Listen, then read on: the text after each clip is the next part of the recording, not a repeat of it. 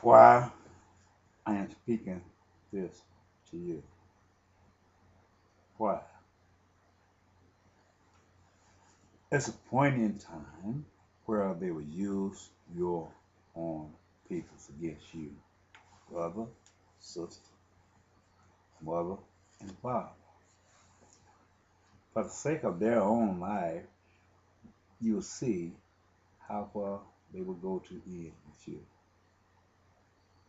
you with them. Right now. What I'm trying to say, if we don't have a strong faith in God and there's nothing to assure us that Jesus is still there, then we'll find any excuse to fail. We'll fail because what we see that man do, we would, out of fear of what he might do, we would turn and run when the battle get heated.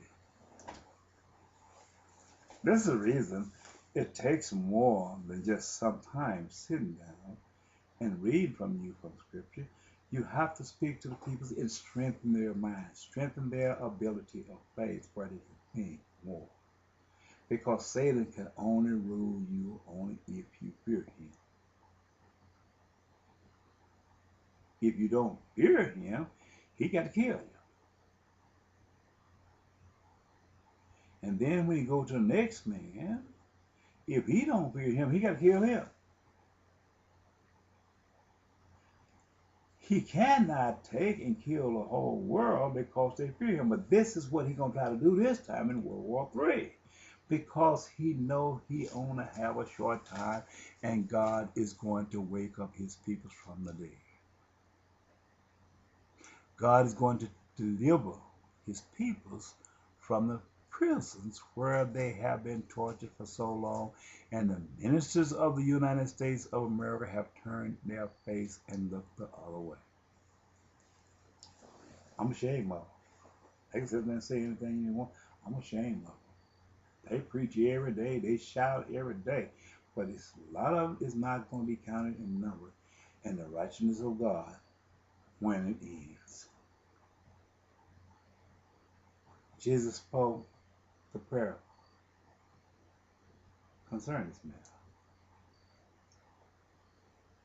When he spoke to people, he spoke in somewhat saying, the people, when he come to them, and they said, did not we cast out devils in your name? Heal the sick, raise the dead? And he said, get away from me. I know you not.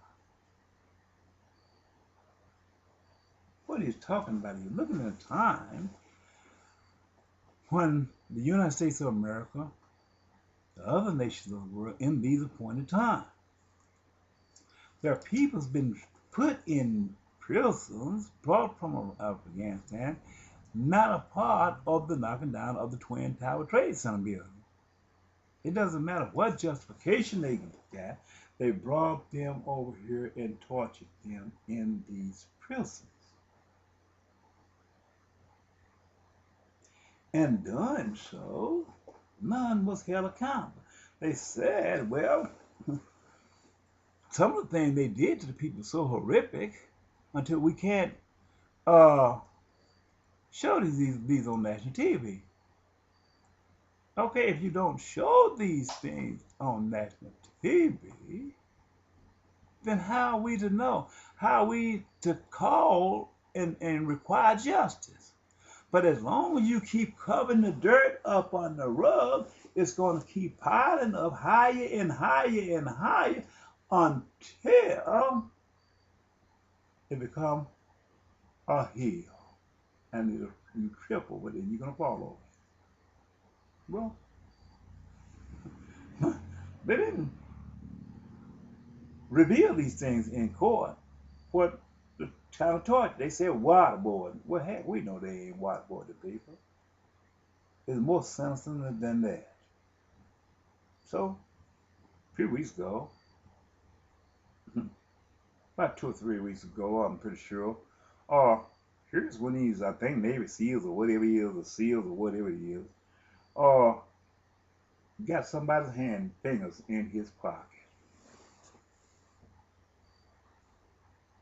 Got somebody. Well, if you keep covering it up, not showing the world what they're done, you can have no cry out. The same as me. When I go to speak to these people, but because of their behavior, they want to silence me and somewhat that I can't speak out, but I have to do what God spoke to me concerning me. He told me to speak to the people and said, thus said the Lord, and this is why I got to speak out, saying, thus said the Lord. I will not quit. But if they Satan keep us quiet down and cowered down, he can devour and destroy at his own will and at his own power, because there's no mercy in him. He is not going to change unless there's a major cry out. But if you sit and let him do what he do, in the end you're going to be counted and numbered for your destruction with him. There's no hiding place for him. It will not be a hiding place for you, because God have ordained it for your destruction. So that means Jesus said, come to him and said, well, did we cast out demons in your name? Heal the sick, raise the dead? Sure you didn't. He said, I don't know you. Because you let fear became the ruler of your soul. You let fear became the governing body of your way of thinking, and you not being controlled over your own body. This is where we get in serious trouble in these later days.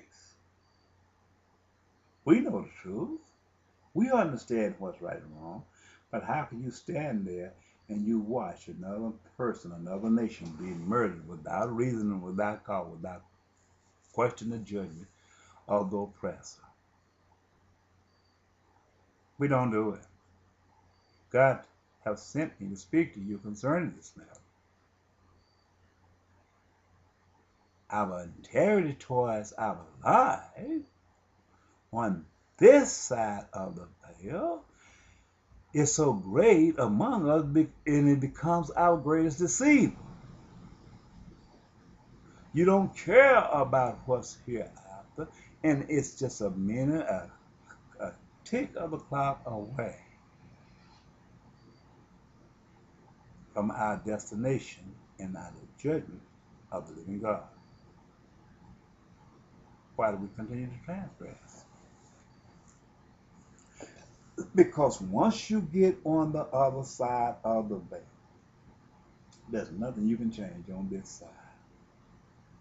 If your sin is not to death on here, on this side, then you might get forgiven. But if your sin is to death over here, then there's no forgiveness for you, just like the rich man and Lazarus. The rich man lived, and he died in his sin, so there was no forgiveness for him.